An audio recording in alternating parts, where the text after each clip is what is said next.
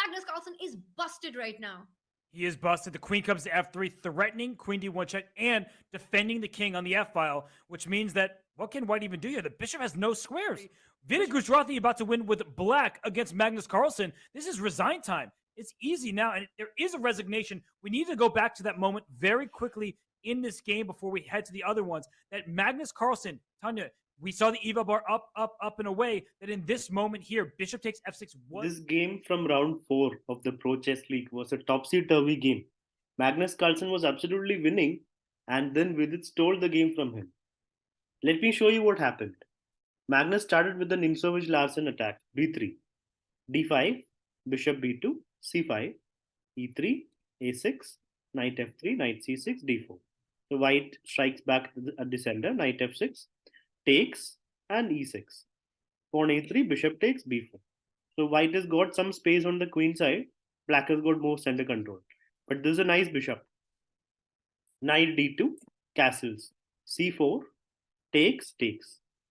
And now b5, asking Magnus to move his knight, if you want, to the center, forward, where it is a little less safe, but more active.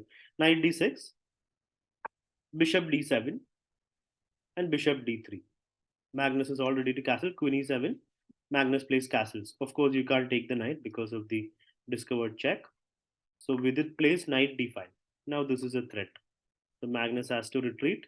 He brings his knight back. Rook d8, rook c1, bishop e8, queen e2, h6, and rook d1. So white's pieces are all great. I mean, there's good coordination with the pieces, and the bishops are snipers, rockets sitting there on good diagonals. But black also has some safe and good active knights in the center, and a nice bishop over here. So Vidit plays rook c8, just activating his rook. And now h3, waiting move. Bishop d6, knight g3. Knight f6, and bishop b1. So basically, Magnus is preparing queen c2. And then he wants to exchange of the knights. So first exchange of rooks, and then queen c2 is his plan. Takes, takes, rook d8, rook c1. He wants to keep one pair of rooks. King f8. That's a defensive move. He moves the king out of the line of the bishops.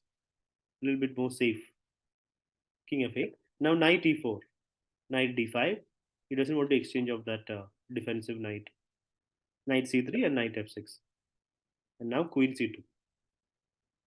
Queen wants to enter on h7. There's also a small attack over here, but bishop is defending it. Rook c8 and knight e4. Magnus doesn't mind the discovered attack. If the knight moves, let's say knight a7, then there's knight c5. And then bishop takes, pawn takes. Nice pass pawn. So knight d5 was played by Vidit. This is where Magnus would have felt it's completely good for him. And he's right, the position is great. It's a kind of position which Magnus would enjoy. He plays knight c5, takes, and now the queen enters. A very nice move. There's no time for Vidit to retreat his bishop because this is mate. So Vidit has to stop that, so he plays f6. And now he gives a check, does Magnus, and then he recaptures the bishop. So position is great for white because of the bishops and the active queen. And the knight which can jump in anytime, even like this. And even e4, e5. A lot of good ideas for white. Magnus had choices here. And he had more time as well. He had more than 2 minutes on the clock. Vidit was down to less than a minute, 43 seconds. Here Vidit played queen b7. Magnus decided to push the pawn, more pressure. Knight f4. And now queen h7. This was the mistake by Magnus. This position, there was a winning move. Bishop takes f6.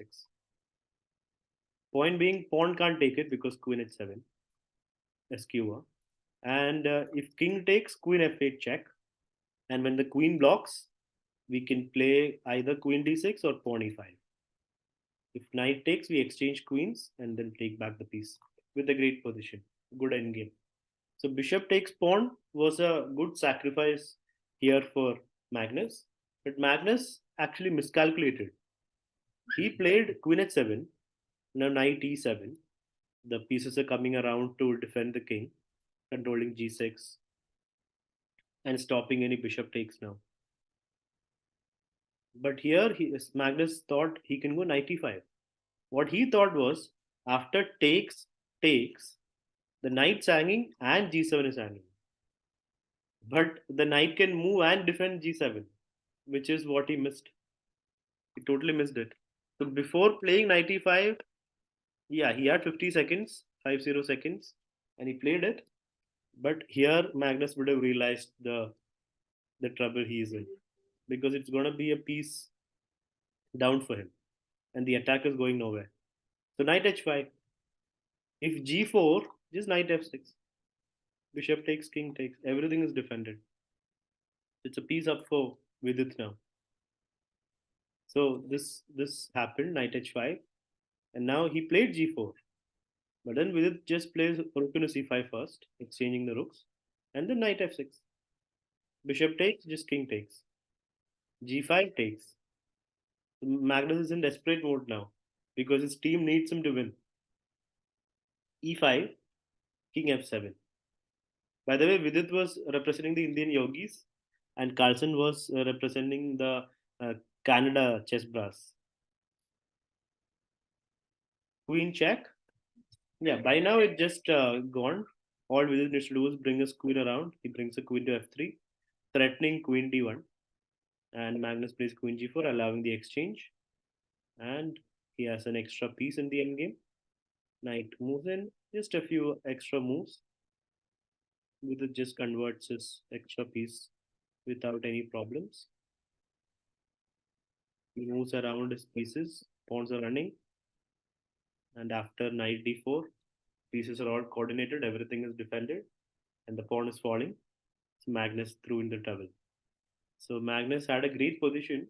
It's not that he got outplayed. Vidit was getting outplayed, but he made one miscalculation, and it can be very painful. Vidit was really happy after the win, even though it was not like he outplayed the world champion. It was one blunder, one miscalculation, and the world champion fell. This was Vidit's first win against Magnus Carlsen.